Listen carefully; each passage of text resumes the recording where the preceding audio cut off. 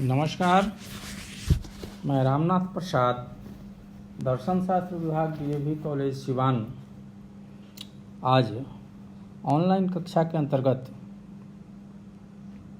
आपका स्वागत करता हूं। अभी हम लोग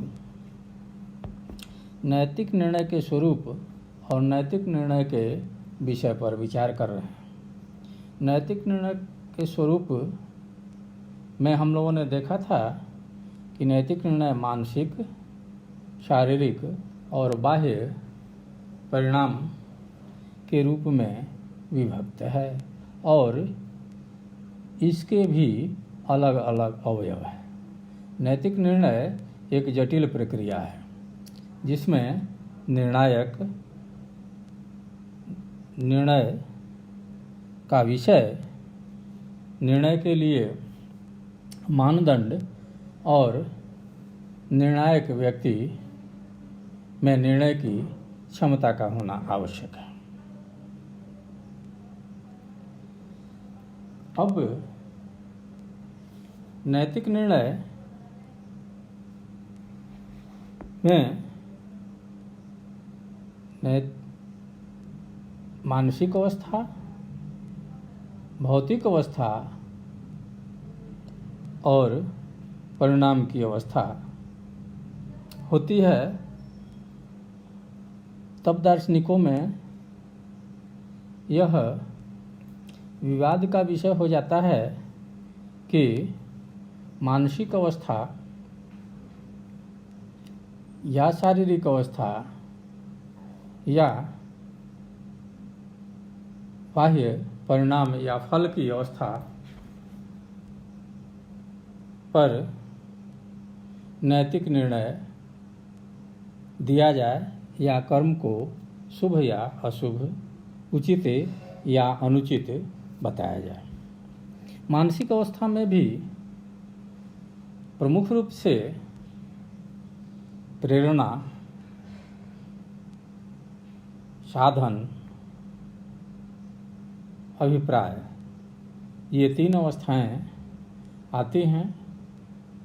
साथ ही साथ फल की अवस्था आती है। हम लोगों ने पिछले व्याख्यान में नैतिक निर्णय के फलवादी सिद्धांत पर विचार किया। उसमें हम लोगों ने देखा कि उपयोगितावादी और सुखवादी बाह्य फल को ही नैतिक निर्णय का विषय मानते हैं और यह सिद्ध करने का प्रयास करते हैं कि प्रेरणा या मानसिक क्रियाएं फल से ही निर्धारित होती हैं। चूँकि मानसिक क्रियाओं में फल का विचार रहता है, इसीलिए वे शुभ या अशुभ, उचित या अनुचित होती हैं। जो परिणाम आना है उसके बारे में पहले से विचार करके ही कर्म की तरफ व्यक्ति प्रेरित होता है। इसलिए फल ही महत्वपूर्ण है। परंतु अंतः अनुभूतिवादी इस मत का खंडन करते हैं। उनके अनुसार कार्य बाह्य जगत की घटना है। उसमें व्यक्ति से ज़्यादा बाह्य कारकों का प्रभाव रहता है। बाह्य परिणाम को नैतिक निर्णय का विषय नहीं माना जा सकता है। यह सही है कि व्यक्ति परिणाम के बारे में, फल के बारे में सोचता है, लेकिन फल व्यक्ति के वश में नहीं होता है। कभी कभी जो फल व्यक्ति सोचता है उसके विपरीत परिणाम भी आते हैं। इसलिए बाह्य फल के आधार पर किसी कर्म को नैतिक या अनैतिक, उचित या अनुचित, शुभ या अशुभ नहीं कहा जा सकता है। इस मत के समर्थक इमैनुअल कांट, बटलर और डेविड ग्रीन हैं। कांट के अनुसार हमारे कर्मों के परिणाम उन कर्मों को नैतिकता प्रदान नहीं करते हैं, शुभ या अशुभ, उचित या अनुचित सिद्ध नहीं करते हैं। बटलर के अनुसार किसी कर्म का राइट या रॉन्ग होना, सत्य या असत्य होना अधिकांशतः उसकी प्रेरणा पर आधारित होता है जिसके लिए वह किया जाता है। व्यक्ति प्रेरणा से प्रेरित होकर, अपनी इच्छा से प्रेरित होकर कर्म की तरफ प्रवृत्त होता है, न कि फल से प्रेरित होकर। फल बाद की अवस्था है। व्यक्ति में पहले कर्म के प्रति एक भूख, एक एपेटाइट उत्पन्न होती है, एक इच्छा उत्पन्न होती है, और उसके बाद उसमें लालसा उत्पन्न होती है, विष उत्पन्न होता है। उसके बाद की अवस्था आवश्यकता की अवस्था आती है, और तब उसमें अभिप्रेरणा आती है। मनुष्य उसकी तरफ प्रेरित होता है कि मैं भी इस कर्म को कर सकता हूँ, इस फल को प्राप्त कर सकता हूँ। बटलर के अनुसार यही प्रेरणा कर्म का उत्स है, कर्म को उत्पन्न करती है। यह हमें इसी को उचित या अनुचित, शुभ या अशुभ मानना चाहिए, क्योंकि व्यक्ति का जैसा व्यक्तित्व होता है, जैसा चरित्र होता है, वैसी ही उसके मन में प्रेरणा उत्पन्न होती है।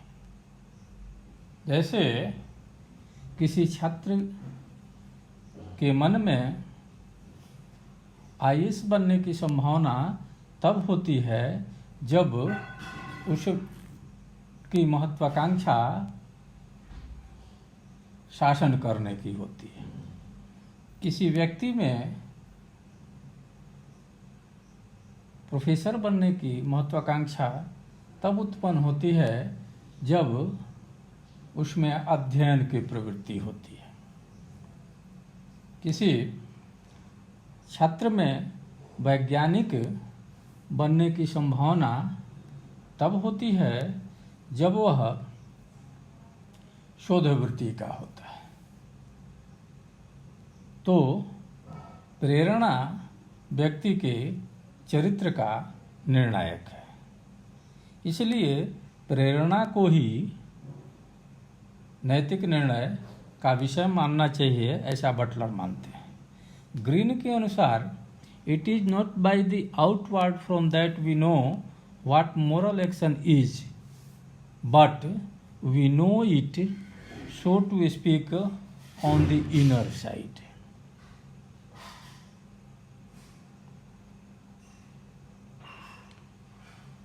अर्थात नैतिक कर्म क्या है, ये बाह्य जगत से पता नहीं चलता है। जब हम अपने अंदर देखते हैं, हम भीतर मानसिक क्रियाओं का विश्लेषण करते हैं, तो कौन सी क्रिया शुभ होगी और कौन सी क्रिया अशुभ होगी, यह पता चलता है। कोई व्यक्ति किसी को मारना चाहता है या किसी की मदद करना चाहता है, इसका निर्णय मानसिक स्तर पर होता है, फल के स्तर पर नहीं होता है। निर्णय, नैतिक निर्णय बाह्य फल को देखकर नहीं किया जा सकता है।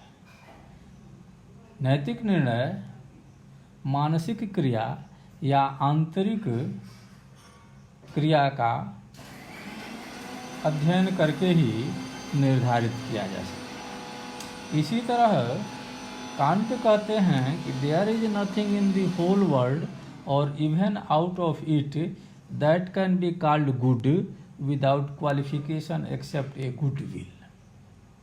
अर्थात किसी भी कर्म को इस दुनिया में या इस दुनिया के बाहर भी शुभ नहीं कहा जा सकता है जब तक उस कर्म के पीछे प्रेरणा शुभ नहीं हो, विल शुभ नहीं हो, संकल्प शुभ नहीं हो। कांट गुडविल को कर्म का स्रोत मानते हैं। उनके अनुसार शुभ संकल्प शुभ कर्म उत्पन्न करता है और संकल्प अगर शुभ नहीं है तो कर्म शुभ नहीं हो सकता है। व्यक्ति जो भी कर्म करने के लिए प्रेरित होता है वह यह सोचकर करता है कि इसका फल मेरे लिए शुभ होगा, मैं अच्छा कर्म कर रहा हूँ। अर्थात मन में किए गए निर्णय से ही कर्म का संपादन होता है।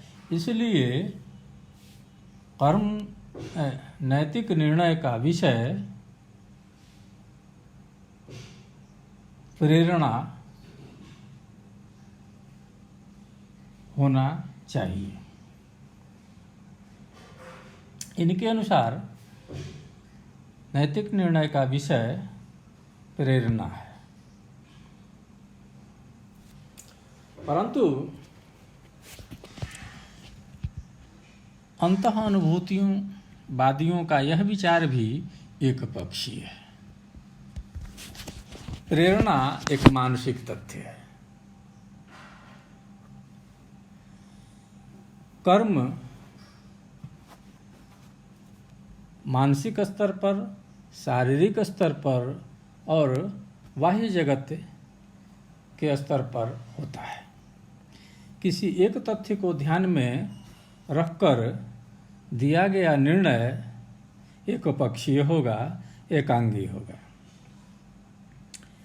ऐसी स्थिति में अंतःअनुभूतिवादियों का यह कहना कि प्रेरणा ही नैतिक या अनैतिक होता है एक पक्षीय है। दूसरी कठिनाई यह है कि प्रेरणा एक मानसिक तथ्य है। इसका पहचान कठिन है। कांट के अनुसार शुभ फल देने वाली प्रेरणा शुभ प्रेरणा है, वे इसे शुभ संकल्प कहते हैं। लेकिन शुभ संकल्प को पहचानना कठिन है। व्यक्ति कह सकता है कि मैंने यह कार्य शुभ संकल्प से किया था। विलियम लिली के अनुसार यह आवश्यक नहीं है कि शुभ संकल्प शुभ फल देने वाला। जैसा कि पिछले व्याख्यान में हम लोगों ने देखा था कि अनेक उदाहरण ऐसे मिलते हैं जिसमें व्यक्ति शुभ संकल्प के साथ कार्य करता है लेकिन उसका फल अशुभ होता है। जैसे डॉक्टर किसी मरीज को ठीक करने के लिए दवा देता है और उस दवा का रिएक्शन हो जाता है, दवा का साइड इफ़ेक्ट हो जाता है और उसके चलते व्यक्ति और बीमार पड़ जाता है। इसी तरह हाल फिलहाल में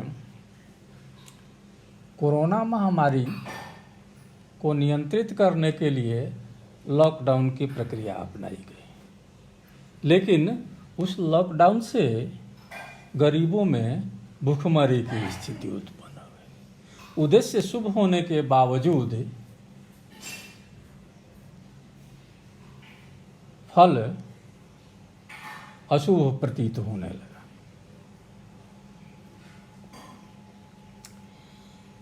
इसलिए केवल शुभ संकल्प किसी कर्म को उचित या अनुचित नहीं ठहरा सकता है।